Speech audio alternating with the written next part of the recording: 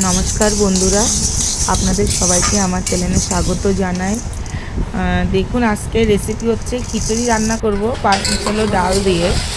তো আমি প্রথমে ডালগুলোকে হালকা করে ভেজে নিলাম, নিয়ে কুকারের মধ্যে দিয়ে সেদ্ধ করে নিচ্ছি একটু। আর আজকে এখানে আমরা তো ব্যাঙ্গালোরে থাকি, তো খুব ঠান্ডা ওয়েদার। তো হাজব্যান্ড বলছে যে খিচুড়ি খাবে, ঠিক আছে, খিচুড়ি, গরম গরম খিচুড়ি আর মাছ ভাজা, যে পটল মাছ ভাজা, 5 মিশালি সবজি, পাঁপড়, আর আর আরেকটা কি রেসিপি আমি বানাই, তারপরে আপনাদেরকে দেখাবো, ভুলে গেছি আর কি। তো এখন এই যে প্রথমে চাল দিয়ে, পরিমাণ মতো চাল দিয়ে হলুদ লবণ দিয়ে একটু সেদ্ধ করে নিলাম জল দিয়ে। তো তার মধ্যে ডাল সেদ্ধটা এই যে ঢেলে দিলাম। আমি এর মধ্যে আদা জিরা বাটা দেবো না, আজকে শুধু গুঁড়ো মশলার মানে ভাজা মশলার গুঁড়ো দেবো। তো ভাজা মশলাটা ওই যে শুকনো লঙ্কা, গোলমরিচ, জিরে, ধনে সব কিছু দিয়ে একটু ভেজে নিলাম, ভেজে তো ওটা গুঁড়ো করতে দিলাম। আর আমি এই যে কড়াইতে সর্ষের তেল দিয়ে দিলাম। আর খিচুড়িতে একটু চিনি দিয়ে দেবেন, সবসময় দেখবেন একটু চিনি দিলে ভালো লাগে টেস্টটা। আপনারা ভালো লাগলে দেবেন, না লাগলে দেবেন না। আর আমি যে সর্ষের তেল দিলাম, এর মধ্যে এখন দেব শুকনো লঙ্কা, দেবো 5 ফোড়ন, প্রথমে দেবো 5 ফোড়ন, তারপরে দেবো তেজপাতা, তারপরে দেবো শুকনো লঙ্কা। ওটাকে একটু ভালো করে ভেজে, একটু গন্ধটা যেন বেরোয় মশলাটার, তা ভালো করে ভাজবো। ভেজে এই যে দেখছেন ভালো করে ভেজে, এবার আমি খিচুড়ির মধ্যে ঢেলে দেবো আর কি।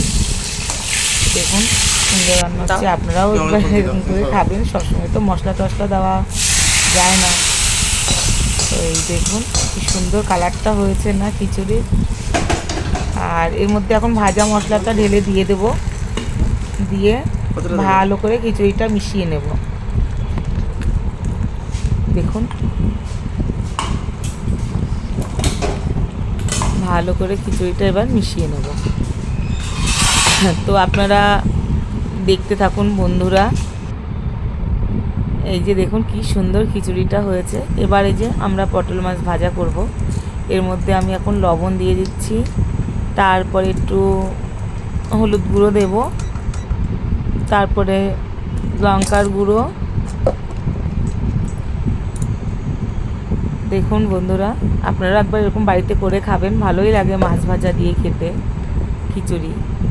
এই যে তো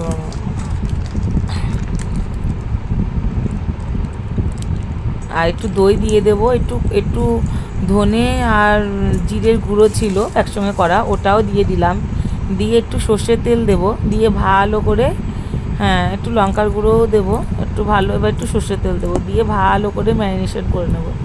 ম্যারিনেট করে যে তাওয়া ফ্রাই বলে যেটাকে, সেটাই করব, তাওয়া ফ্রাই করব।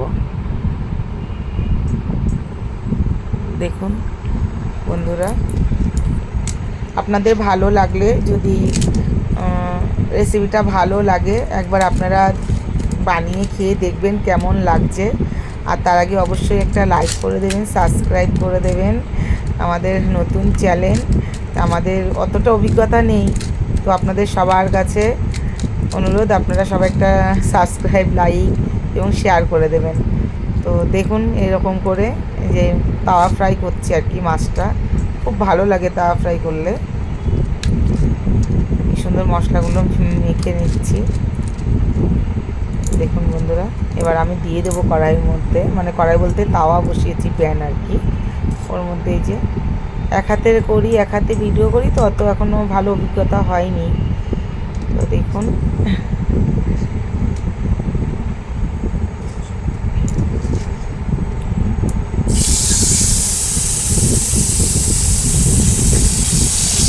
এই যে বন্ধুরা, মাছটা আস্তে আস্তে ছেড়ে দিলাম সুন্দর করে, স্লোতে। দেখুন আমি এটা ইন্ডাকশানে করছি, তো স্লোতে মাছ ভাজাটা করছি, আস্তে আস্তে 4টে মাছ ভাজা।